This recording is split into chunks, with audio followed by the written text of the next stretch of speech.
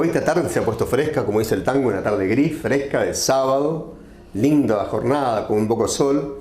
Y una nota la que vamos a cerrar este ciclo de 3 notas de esta tarde, con una trabajadora de la salud, una enfermera profesional, que trabajó nada más ni nada menos que 38 años seguidos en el hospital J. Iturraspe.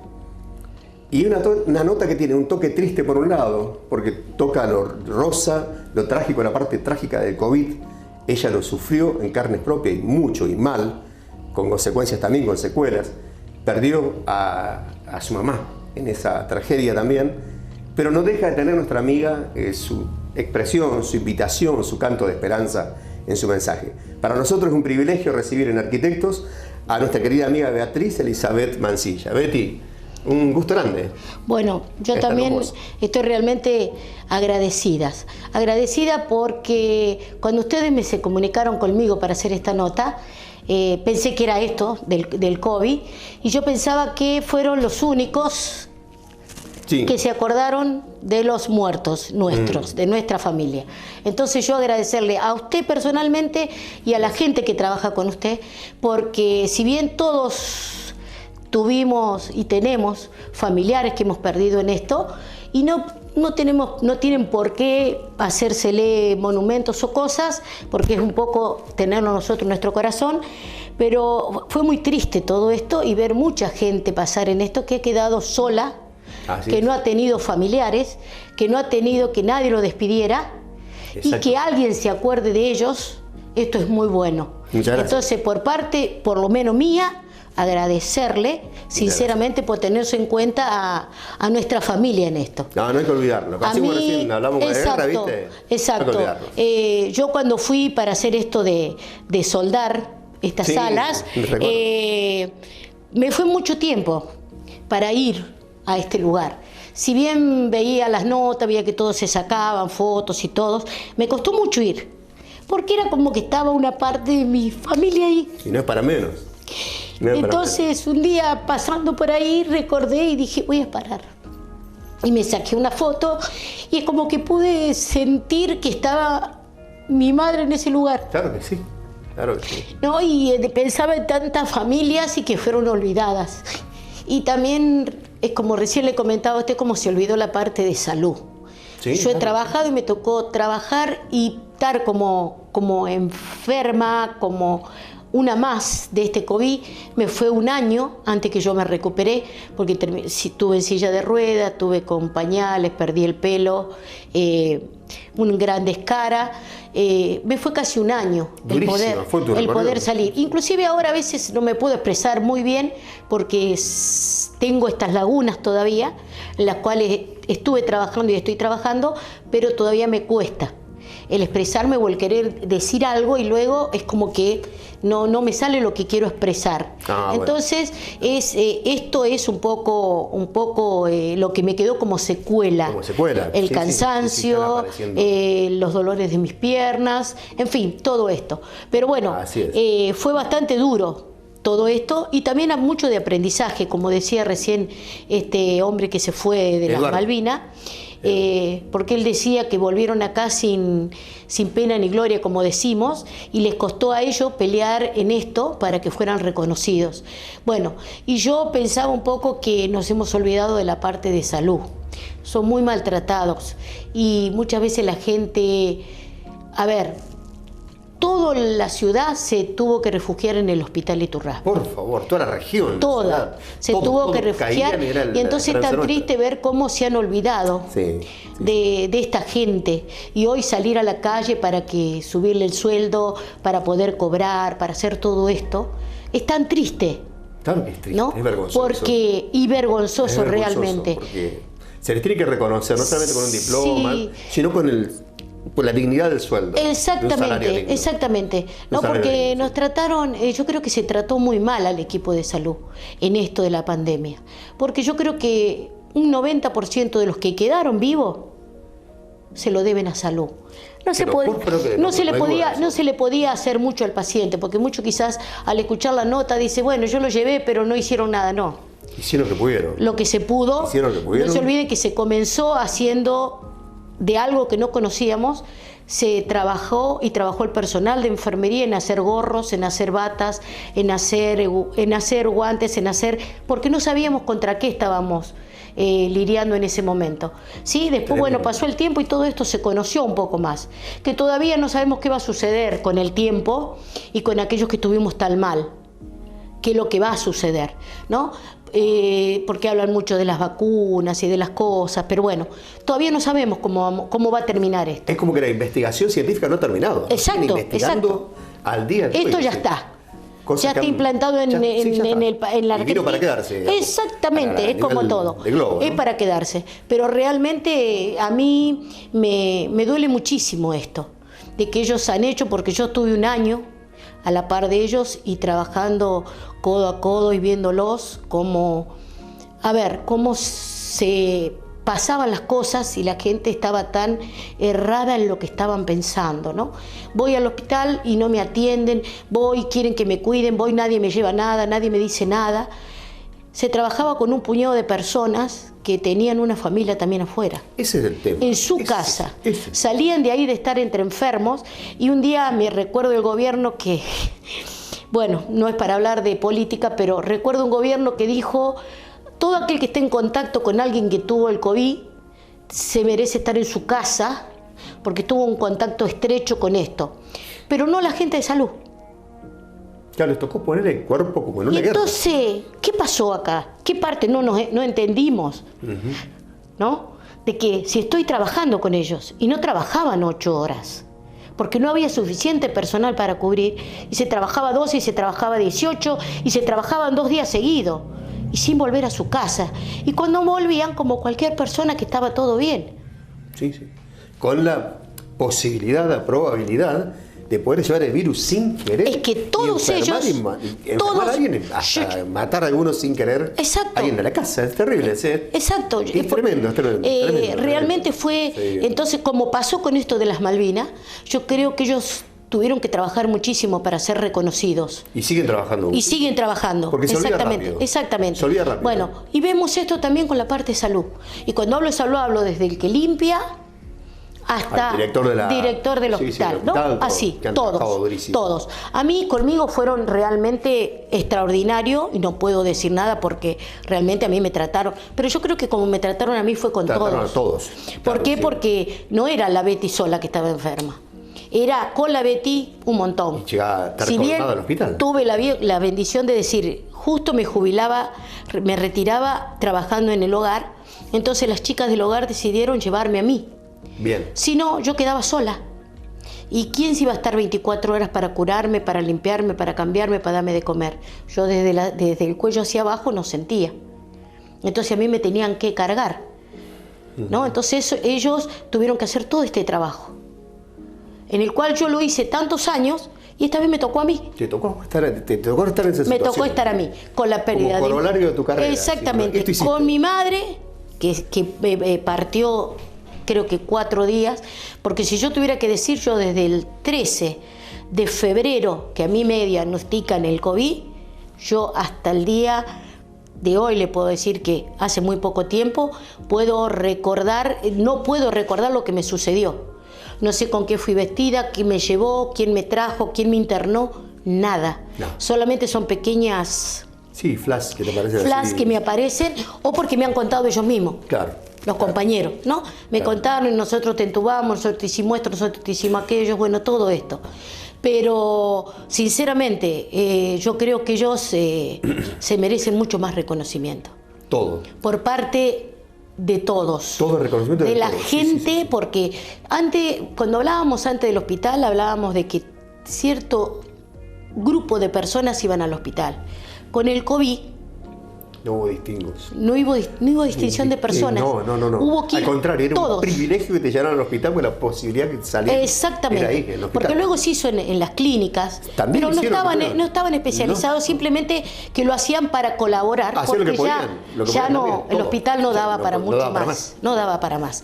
Entonces, fue realmente pero muy triste toda esa etapa de poder estar en kinesiología y que me decía el kinesiólogo... y a conocer mucha gente, gente que realmente tuvo que estar en esta pelea y hoy en día verlos del otro lado, ¿no? Que están peleando para que les den un sueldo, para que reconozcan algo de lo que han hecho. Entonces, esto es lo que más me duele. Nos debería doler a todos. Me duele muchísimo y yo haría, no sé, hasta porque soy muy de pelear. Por eso yo creo que estoy un poco en pie, porque dijeran los médicos cuando me veían, no te vas a morir, vos, dice, no te vamos a poder matar fácilmente. Sin ir a una marcha. Sí, bueno, a pesar de estar tan mal, ¿no? Pero es muy triste verlos a ellos en esta situación. Sí, pidiendo dignidad. Exactamente. Pidiendo dignidad. Yo eso los he acompañado, he tenido la sensibilidad, digamos. ¿Cómo no vas a salir a marchar con ellos, con nuestros enfermeros y médicos, cuando hacen la marcha, digamos, hasta allá, hasta San Francisco, damos una vuelta, volvíamos? Y recuerdo cuando fueron recibidos en la plaza, en ese encuentro de banda, que la gente cuando entró la columna de salud los aclamó, los aplaudió a no terminar por reconocimiento al que dice, no se puede estar rogando dignidad. A mí eso me apena, me duele mucho como ciudadano. Sí. Porque hay que reconocerlo esto, como a la gente de Malvinas, no se les puede dejar reconocer lo que hicieron, pero no solamente reconocer con un diploma, sino gratificarlo con la vida diaria, con un salario digno. Están pidiendo eso.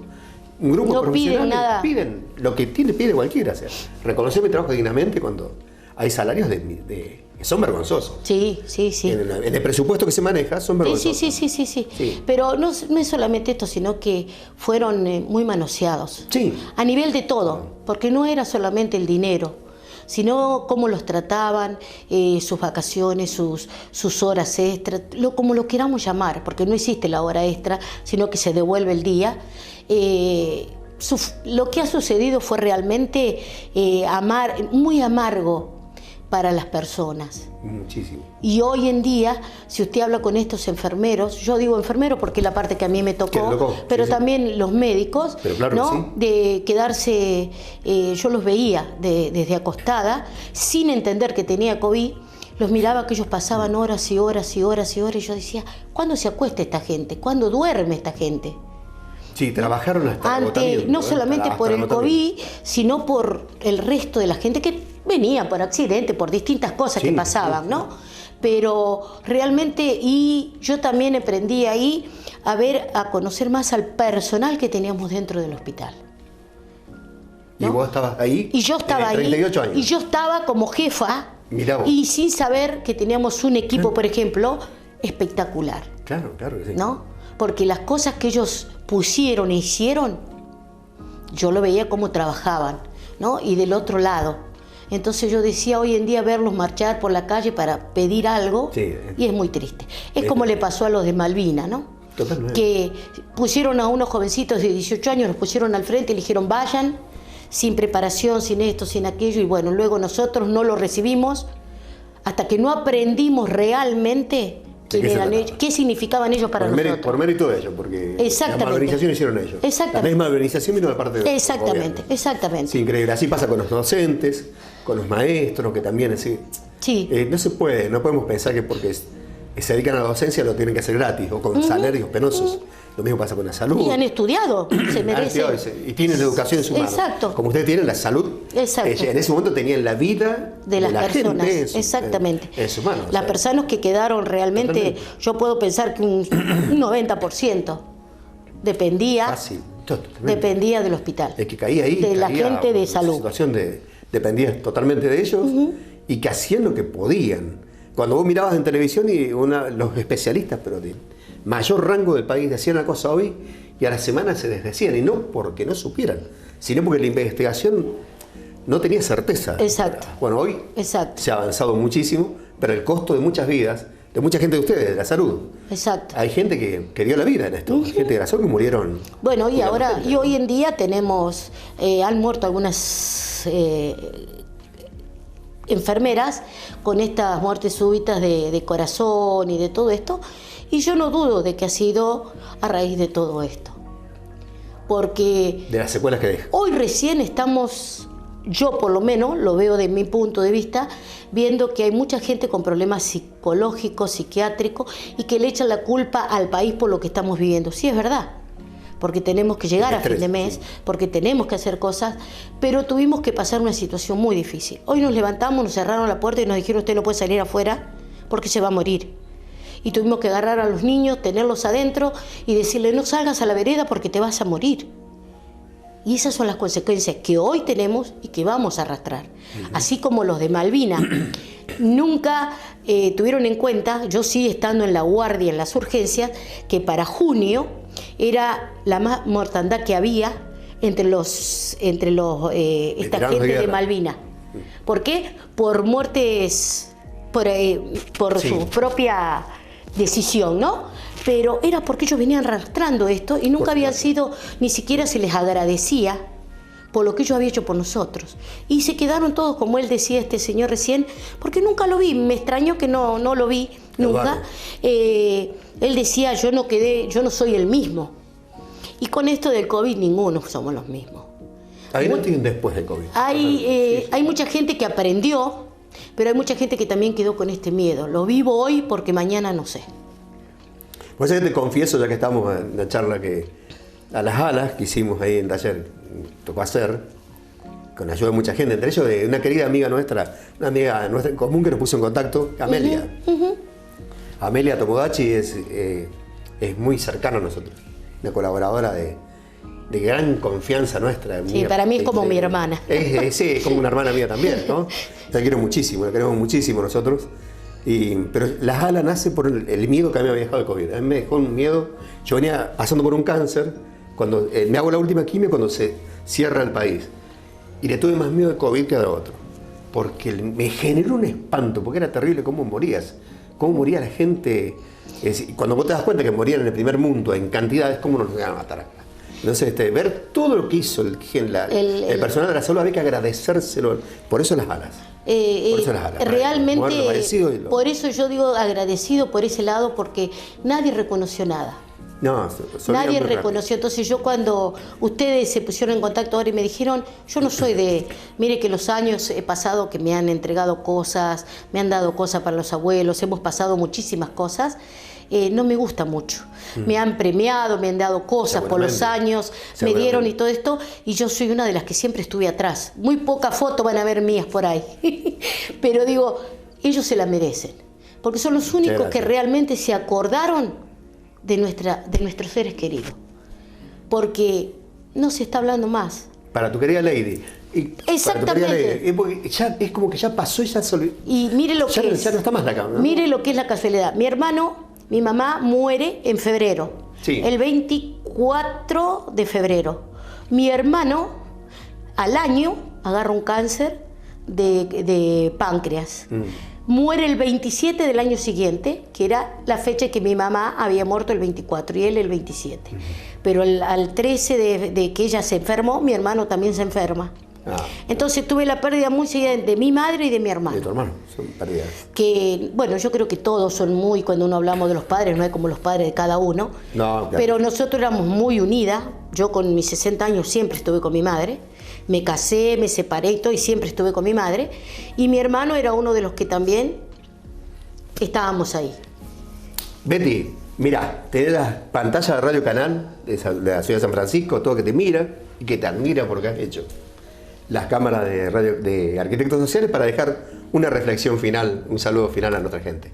Bueno, vuelvo a repetir, gracias a todos ustedes por este trabajo, gracias a la gente también, porque de alguna manera estamos hoy a la gente, que de algún modo nos vino ayudando a aquellas personas que hoy en día a mí me llaman por teléfono para ver cómo estoy, cómo sigue mi vida.